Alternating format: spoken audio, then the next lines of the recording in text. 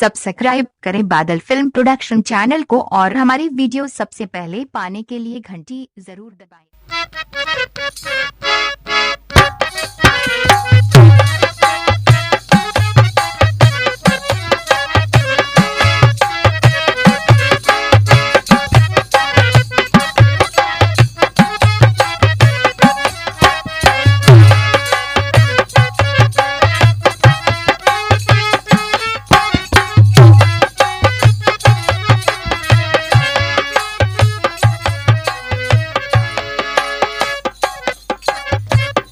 एक भक्त जा करके भगवान भोलेनाथ के द्वार पर रोत बा, कहत बा कैसे लिखला करम भोले दानी तू हवा मादानी तू हवा मादानी बोला कैसे दरस हम पाई बनयन बिना भोला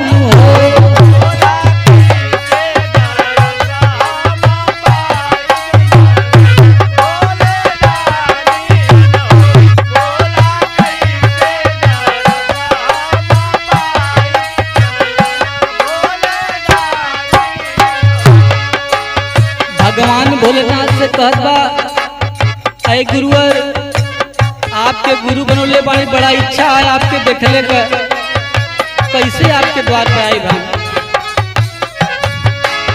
कैसे के आई हम सरनिया गाई भजनिया नु हो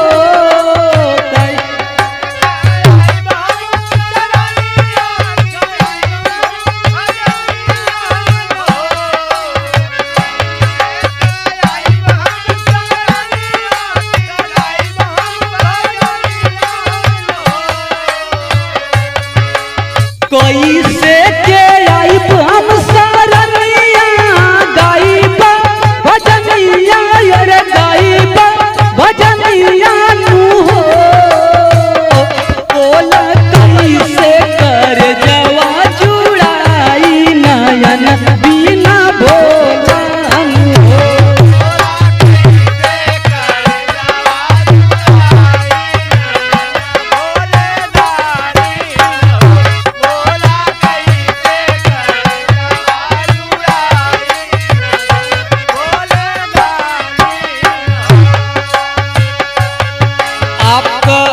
कैसन सूरत बा, कैसन आप दिखेला हमके कुछ नहीं पता। कहत बा कैसे कैसन बा तोहरी सूरतिया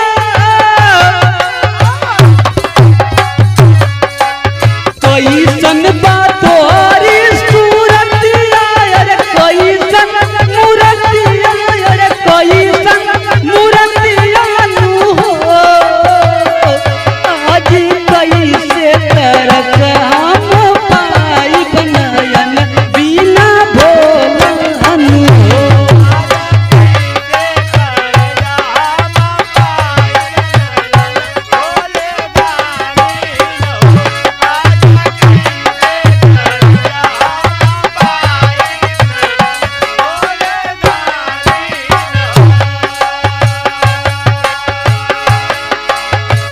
भैया हरिंद्रानंद के 3 सूत्र देहल अपनौली, आपके गुरु बनौली, दया चर्चा नमः शिवा का पालन करीला, सुनले हैं कि आप दुख भरेला। कहत बा कैसे पहिला में दया मांगी अरे दूसरा में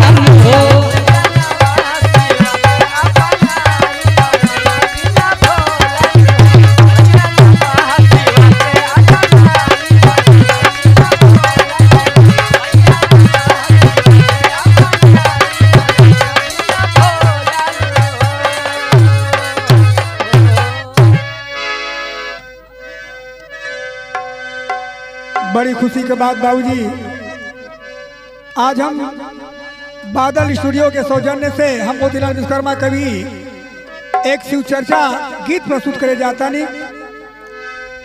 भोलेनाथ की महान कृपा अगर हुई तो गीत प्रकाश में आई। एक भौजाई अपने ननद से कहत हुआ के दीदी बहुत दिन तक बीत गल लेकिन हमरे गोदी में कोई बाल बच्चा ना भइले दीदी। तब भौजाई के बड़ा गर्व महसूस भैल का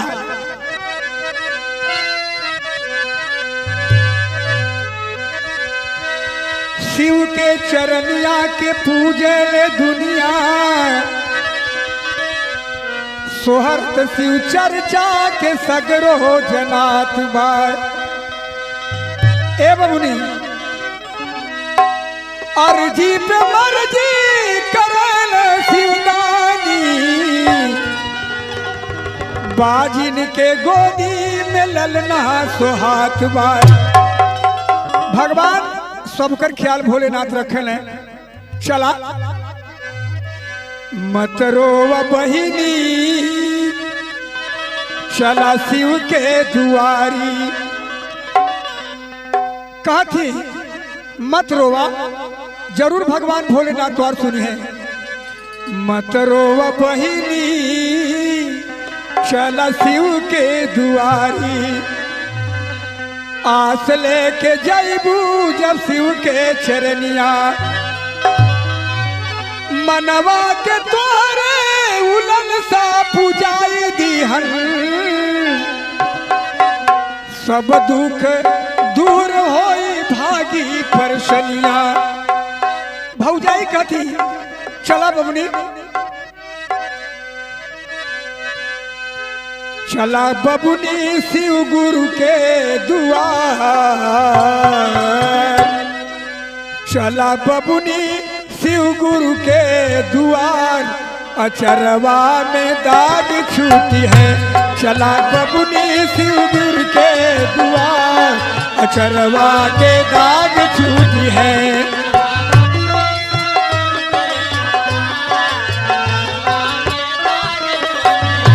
कहे सुना उनके द्वारे जे गए हो वापस ना खाली हाथ आए हो।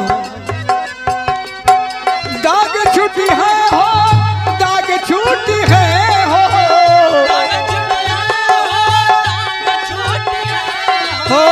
दाग छूटी है हो दाग छूटी है हो दाग छूटी है। उनकर महिमा होले अपरंपार अचरवा के दाग छूटी है। उनकर महिमा होले अपरंपार अचरवा के दाग छूटी है। उनकर महिमा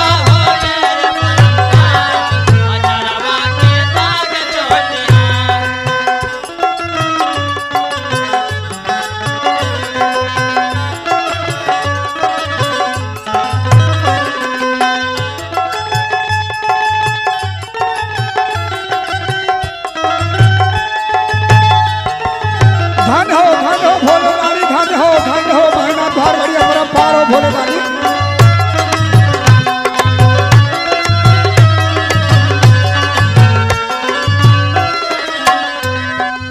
सुना और बतावत बानी शिव गुरु भोलेनाथ विश्वनाथ दानी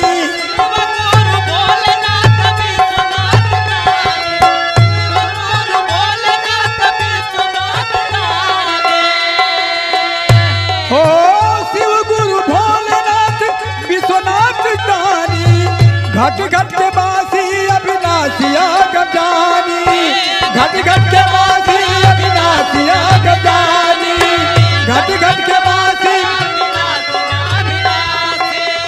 हो शिव गुरु भोलेनाथ विश्वनाथ दानी घट घट के बासी अविनाशी अगम जानी। सारी दुनिया के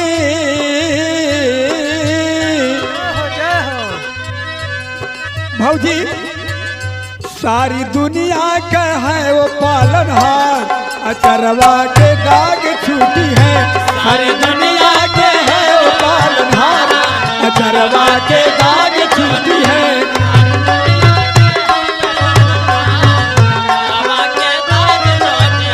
चला बबुनी सिंदूर के दुआर, अचरवा के दाग छूटी है।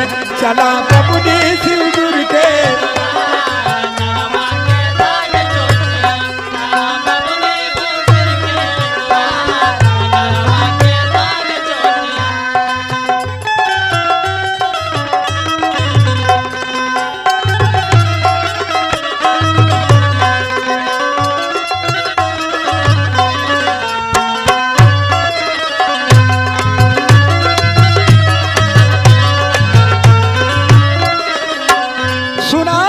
हमार कहना तू माना, एक बार शिव चर्चा जरूर करावा। शिव गुरु के चरण में चलबू काया कल्प हो जाई। मान मोर कहना शिव चर्चा करावा,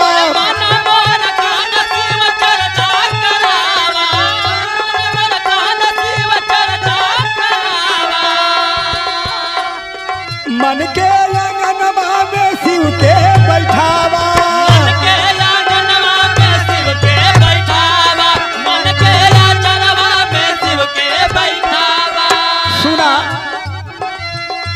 अरे मान मोर कहना शिव चर्चा करावा, मनवा के अंगना में शिव के बैठावा। लेकिन सुना, भौजी भर जाई गोदिया तोहार, बबुनी भर जाई गोदिया तोहार, अचरवा के दाग छूटी है। भौजी भर जाई गोदिया तोहार, अचरवा के दाग छूटी है। बबुनी भर जाई गोदिया तोहार, अचरवा के दाग छूटी है।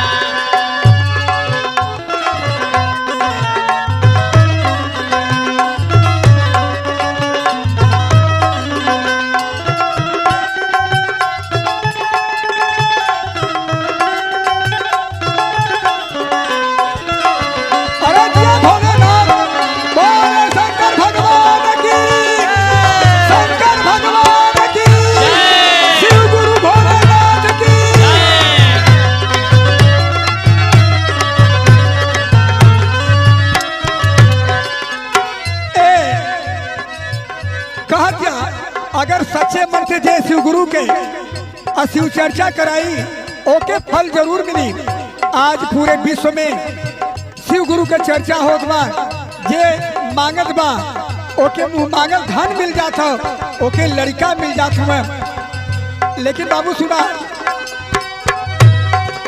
सच्चे मन से बानी जय शिव का पुजरिया,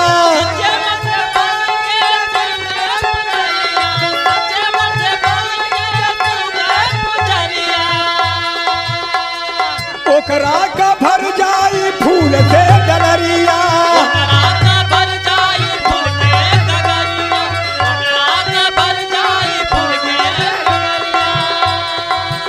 अरे सच्चे मन से पानी जे शिव के पुजरिया, ओकरा के भर जाई फूल से डलरिया। सुना, कहे मोती माना बतिया हमार, लेकिन ई मोती का कहना बा कि जय शिव गुरु के शरण में जाई, ओके मनवांछित फल मिली। बहुत उपकार शिव गुरु भोले दानी करेंगे।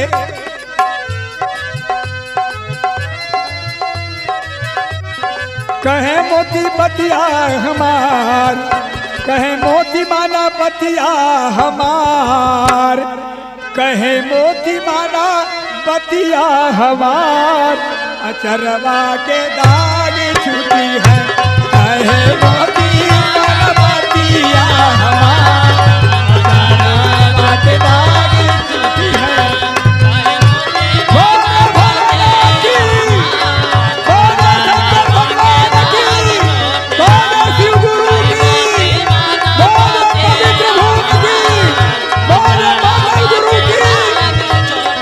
है बदली दादा तुम्हें गुरु के दुआ अचारा के दाद छूटी है चला बने गुरु के दुआ अचारा के दाद छूटी है दाद छूटी है दाद छूटी है।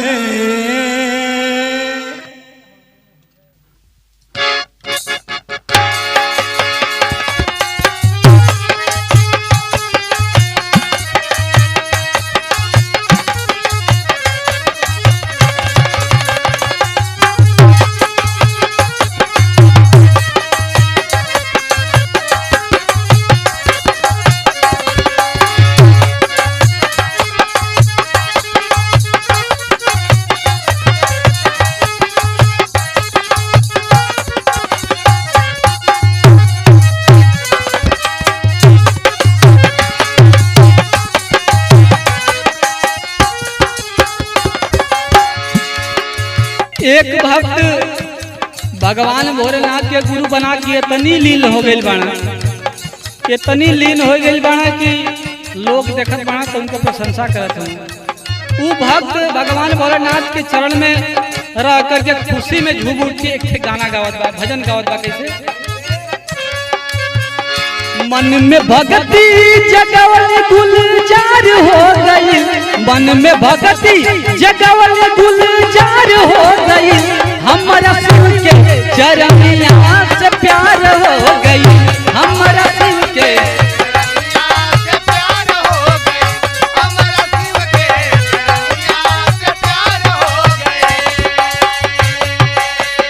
मन में भक्ति जगवल गुलजार हो गई, मन में भक्ति जगवल गुलजार हो गई, हमारा शिव के चरनिया से प्यार हो गई, हमारा गुरु के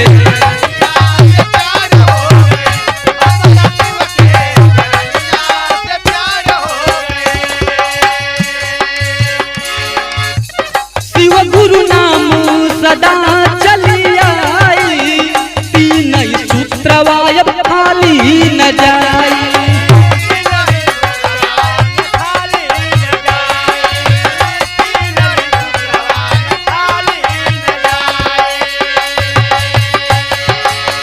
शिव गुरु नाम सदा चली आई, तीन सूत्रवाय खाली न जाई, नाथ भोलेनाथ के महिमा परम्पार हो गई, नाथ भोलेनाथ के महिमा परम्पार हो गई, हमारा शिव के चरनिया से प्यार हो गई, हमारा गुरु के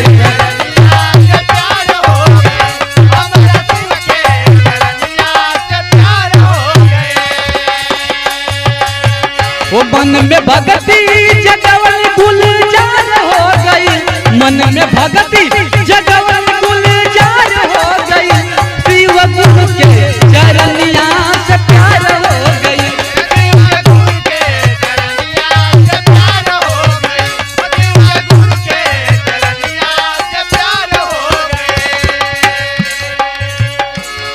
गाजीपुर में चर्चाओं के सुखवा के बरसाओं के चर्चा में शिव गुरु पहुँच जाले हर मौके।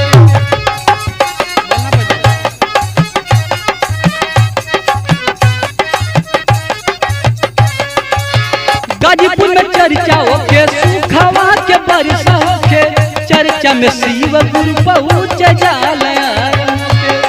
आजमगढ़ देवरिया, आजमगढ़ देवरिया उद्यार हो गई, हमारा शिव के चरनिया से प्यार हो गई, हमारा शिव के चरनिया से प्यार हो गई, हमारा शिव के चरनिया से प्यार हो गई।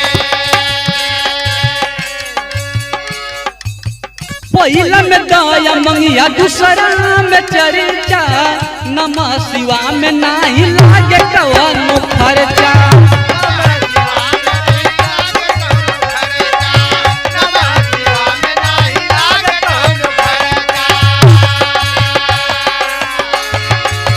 पहिला में दया मंगिया, दूसरा में चर्चा, नमः शिवा में नाही लागे कवनो खर्चा,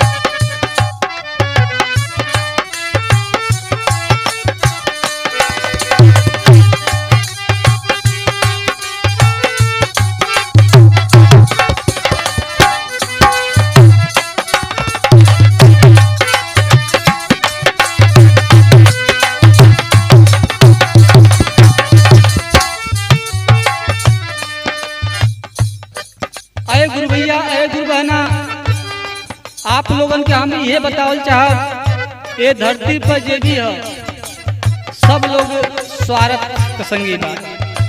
अपने गीत के माध्यम से आप लोगों के बतावल चाहब एक गुरु भैया बाणन एक बाबा का दर्शन हो गया।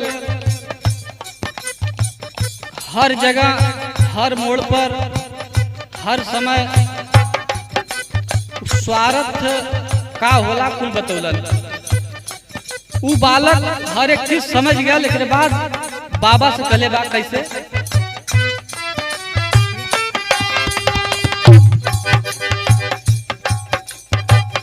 डोरिया बतवले जा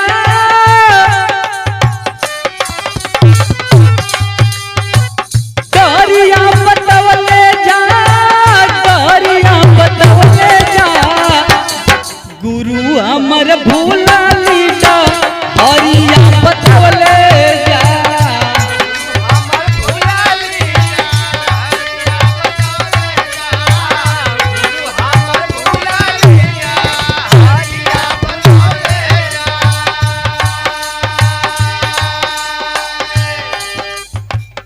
डोरिया बतवले जा डोरिया बतवले जा गुरु हमर भूला लीटा हरिया बतवले जा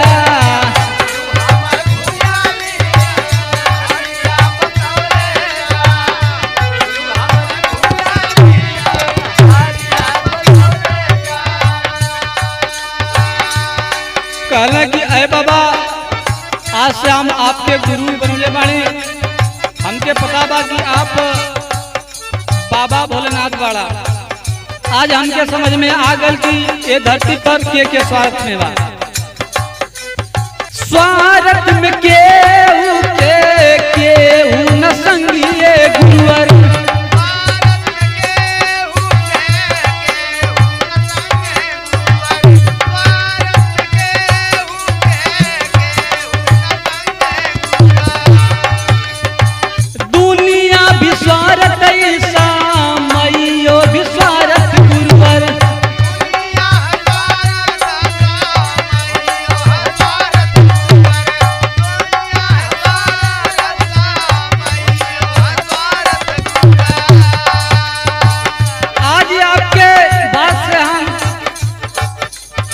सफल भी हो गए। ध्यान आपा कब आया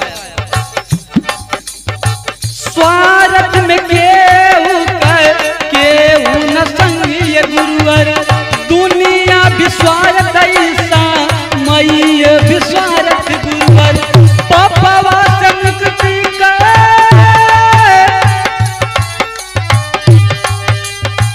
पपवा से मुक्ति का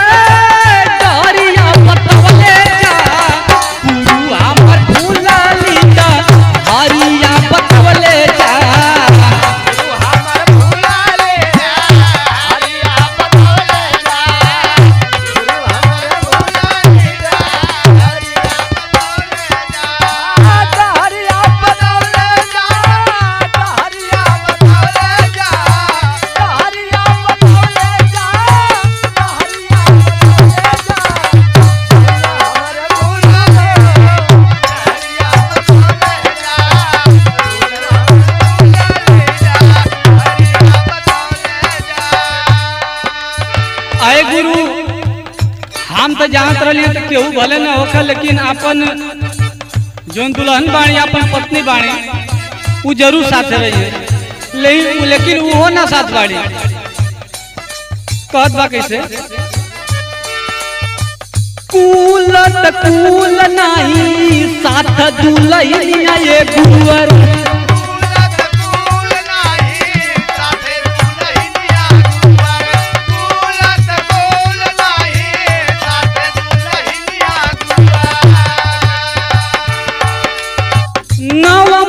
डोली माई वो नाई संगी गुरुवर नाव माही डोली माई वो नाई संगे गुरुवर नाव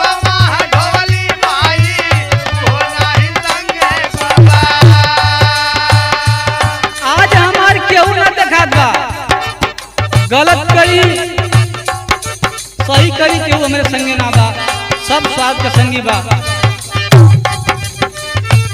जनवा के भूलली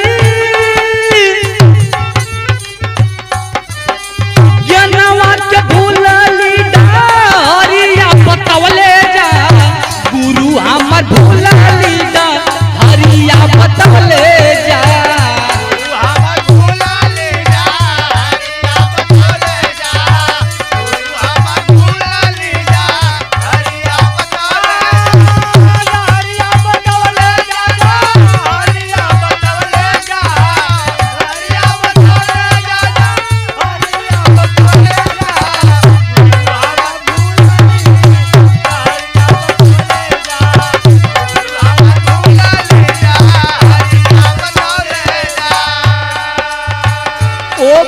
भगवान भोलेनाथ तुरंत अपन साधु के वेश बना करके अपने रूप में आ गए।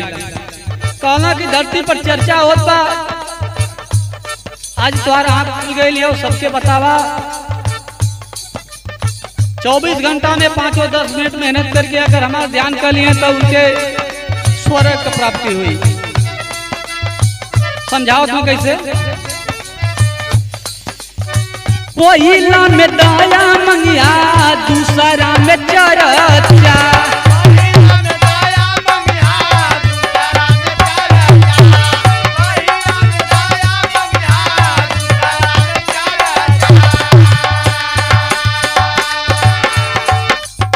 नमः शिवा में नहीं लागी कौन खर्चा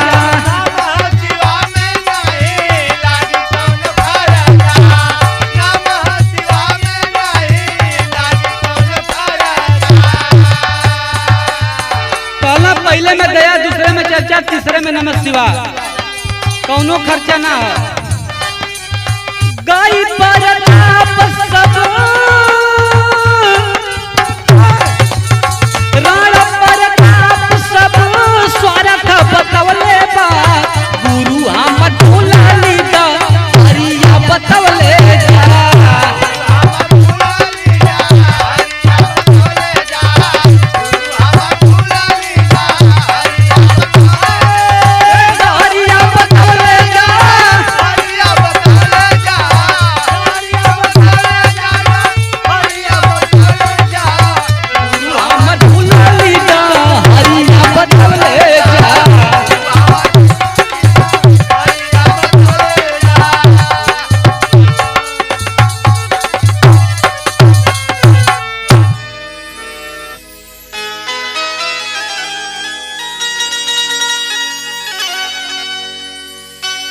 अपना audio recording, live recording, new music व वीडियो रिकॉर्डिंग, वीडियो शूटिंग कराने के लिए संपर्क करें बादल स्टूडियो सादात गाजीपुर।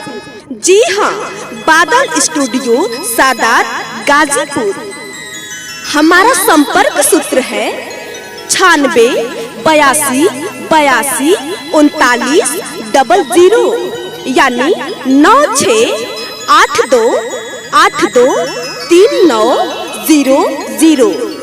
आप अपना गाना रिलीजिंग कराने के लिए संपर्क करें बादल फिल्म प्रोडक्शन।